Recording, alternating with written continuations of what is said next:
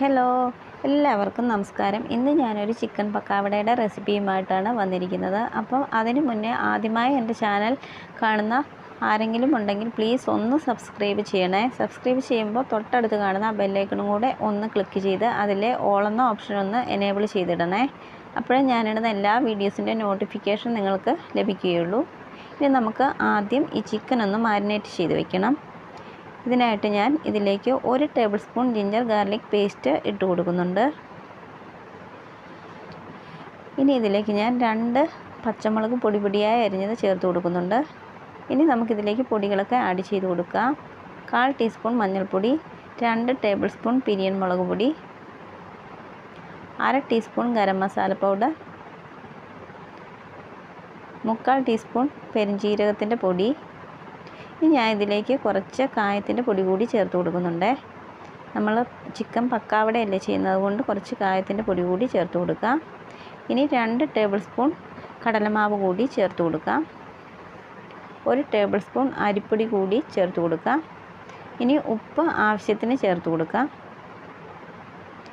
ഇനി ഒരു നാരങ്ങയുടെ നീര് കൂടി ഇതിലേക്ക് ചേർത്ത് കൊടുക്കണം. നാരങ്ങയുടെ നീര് ചേർത്ത് കൊടുക്കാൻ പ്രത്യേകം ശ്രദ്ധിക്കണേ. നാരങ്ങയുടെ നീര് ചേർക്കുമ്പോഴാണ് നമുക്കതിൻ്റെ ആ പ്രത്യേക ഒരു ടേസ്റ്റ് കിട്ടുകയുള്ളൂ. ഇതിലേക്ക് കുറച്ച് കറിവേപ്പില ചെറുതായി അരിഞ്ഞതും അതുപോലെ തന്നെ കുറച്ച് മല്ലിയില കൂടി ആഡ് ചെയ്ത് കൊടുക്കാം. ഈ കൈകൊണ്ട് നന്നായിട്ടൊന്ന് മിക്സ് ചെയ്തെടുക്കാം.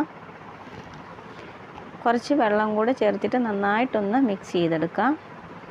ഇനി ഇത് കുറഞ്ഞത് 1 മണിക്കൂറെങ്കിലും നമ്മളിത് ഫ്രിഡ്ജിലെടുത്ത് വെക്കണേ. അപ്പോഴാണ് നമ്മൾ ഇതിൽ തേച്ച് പിടിപ്പിച്ചേക്കുന്ന ഉപ്പും മുളകും പുളിയെല്ലാം നന്നായിട്ട് ഇതിൽ പിടിക്കുകയുള്ളൂ. ഇത് നമുക്ക് റെസ്റ്റ് ചെയ്യാൻ മാറ്റി വയ്ക്കാം. ഇപ്പോൾ ഏകദേശം 1 മണിക്കൂർ കഴിഞ്ഞിട്ടുണ്ട്. ഇനി നമുക്കിതൊരു കടായി അടുപ്പത്ത് വെച്ച് ഒന്ന് വറുത്തെടുക്കണം. അതിനായിട്ട് ഞാൻ അടുപ്പത്തൊരു കടായി വെച്ച് കൊടുത്തിട്ടുണ്ട്. ഇതിലേക്ക് എണ്ണ ഒഴിച്ച് കൊടുത്തിട്ടുണ്ട്. എണ്ണയൊക്കെ ഇപ്പോൾ ഏകദേശം ചൂടായി വന്നിട്ടുണ്ട്. ഇനി നമുക്കിതിലേക്ക് ചിക്കൻ ഇട്ട് കൊടുക്കാം. ചിക്കൻ ഇട്ട് കൊടുക്കുമ്പോൾ ഒരു കാര്യം പ്രത്യേകം ശ്രദ്ധിക്കണേ. നമ്മൾ തീയുടെ ഫ്ലെയിം ലോ ഫ്ലെയിമിലാക്കി വെക്കണേ. അപ്പോഴേ നമ്മുടെ ചിക്കൻ നന്നായിട്ട് വെന്ത് കിട്ടുകയുള്ളൂ.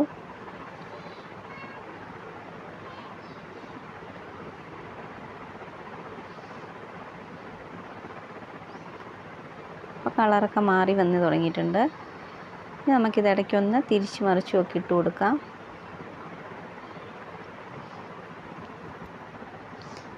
അവസാനത്തെ ഒരു 3 മിനിറ്റ് ആകുമ്പോൾ നമുക്കിതൊന്ന് ഫ്ലെയിം കൂട്ടി കൊടുക്കാവേ. അപ്പോഴേ അതിൻ്റെ മേൽഭാഗമൊക്കെ നല്ല ക്രിസ്പി ആയിട്ട് വരികയുള്ളൂ. ഉൾഭാഗം നല്ല ജ്യൂസി ആയിട്ടും വരും. നമുക്ക് ഫ്ലെയിം ഒന്ന് കൂട്ടി കൊടുക്കാം. പതുക്കെ ഒന്ന് തിരിച്ചും മറിച്ചും ഇട്ട് കൊടുക്കാം.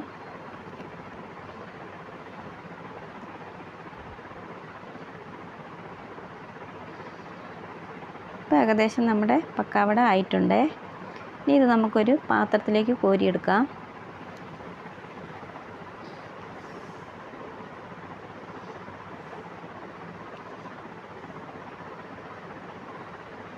ഇനി നമുക്ക് ഇതേപോലെ തന്നെ അടുത്ത ബാച്ചും ഇട്ട് കൊടുത്ത് വറുത്തെടുക്കാവേ.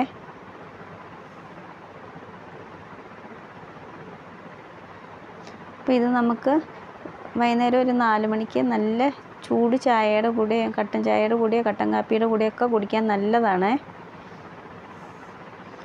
നല്ല അടിപൊളിയായി കിട്ടിയിട്ടുണ്ട്.